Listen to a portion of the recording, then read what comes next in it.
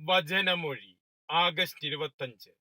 വചനഭാഗം 2 തിമോത്തി 3:10-17, മർക്കോസിന്റെ സുവിശേഷം 4:26-34. വിശുദ്ധ മർക്കോസ് അറിയിച്ച നമ്മുടെ കർത്താവ് ഈശോ മിശിഹായുടെ പരിശുദ്ധ സുവിശേഷം. ഈശോ പറഞ്ഞു, ദൈവരാജ്യം ഒരുവൻ നിലത്ത് വിത്ത് വിതയ്ക്കുന്നതിന് സദൃശ്യം. അവൻ രാവും പകലും ഉറങ്ങിയും ഉണർന്നും കഴിയുന്നു. അവൻ അറിയാതെ തന്നെ വിത്തുകൾ പൊട്ടിമുളച്ച് വളരുന്നു. ആദ്യം ഇല, പിന്നെ കതിർ, തുടർന്ന് കതിരിൽ ധാന്യമണികൾ. ഇങ്ങനെ ഭൂമി സ്വയമേവ ഫലം പുറപ്പെടുവിക്കുന്നു. ധാന്യം വിളയുമ്പോൾ ഉടനെ അവൻ അരിവാൾ വയ്ക്കുന്നു, എന്തെന്നാൽ കൊയ്ത്തു വന്നു കഴിഞ്ഞു. അവൻ വീണ്ടും പറഞ്ഞു, ദൈവരാജ്യത്തെ നമ്മൾ എന്തിനോട് താരതമ്യപ്പെടുത്തും? എന്ത് ഉപമ കൊണ്ട് അത് അവതരിപ്പിക്കും? അതൊരു കടുകുമണിക്ക് സദൃശ്യമാണ്. നിലത്തുപാകുമ്പോൾ അത് ഭൂമിയിലുള്ള എല്ലാ വിത്തുകളെയും ചെറുതാണ്. എന്നാൽ പാകിക്കഴിയുമ്പോൾ അത് വളർന്ന് എല്ലാ ചെടികളെയും വലുതാകുകയും വലിയ ശാഖകൾ പുറപ്പെടുവിക്കുകയും ചെയ്യുന്നു. അങ്ങനെ ആകാശത്തിലെ പക്ഷികൾക്ക് അതിന്റെ തണലിൽ ചേക്കേറാൻ കഴിയുന്നു. അവർക്ക് മനസ്സിലാകും വിധം ഇത്തരം അനേകം ഉപമകളിലൂടെ അവൻ വചനം പ്രസംഗിച്ചു. ഉപമകളിലൂടെയല്ലാതെ അവൻ അവരോട് സംസാരിച്ചിരുന്നില്ല. എന്നാൽ ശിഷ്യന്മാർക്ക് മാത്രമായി എല്ലാം വിശദമാക്കി കൊടുത്തിരുന്നു.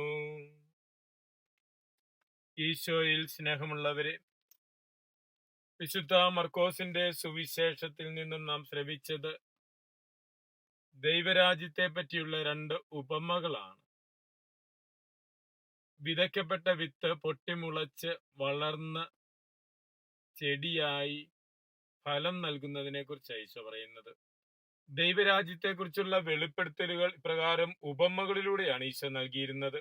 ദൈവീക വെളിപാടുകൾ ക്രമേണ അതിന്റെ പൂർണ്ണതയിലേക്ക് വരുന്നതാണ് നമ്മൾ വിശുദ്ധ വചനത്തിലൂടെ കാണുന്നതും.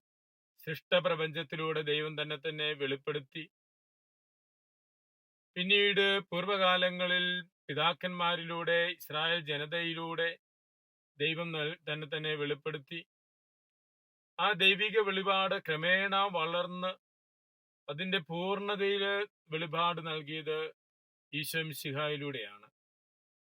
മിശിഹായുടെ ദൗത്യം ദൈവരാജ്യം വെളിപ്പെടുത്തുക, ദൈവരാജ്യത്തെക്കുറിച്ചുള്ള രഹസ്യങ്ങൾ പഠിപ്പിക്കുക എന്നതായിരുന്നു.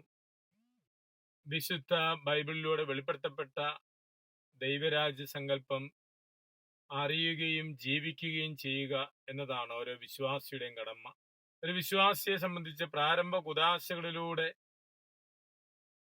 ദൈവത്തിന്റെ വചനം നമ്മിൽ വിതയ്ക്കപ്പെടുന്നു. ക്രമേണ അത് വളർന്ന് ഫലം നൽകുവാൻ വേണ്ടിയിട്ടാണ്. കൈത്താക്കാലം ഫലം നൽകുന്നതിനെ കുറിച്ചാണ് നാം ധ്യാനിക്കുന്നത്.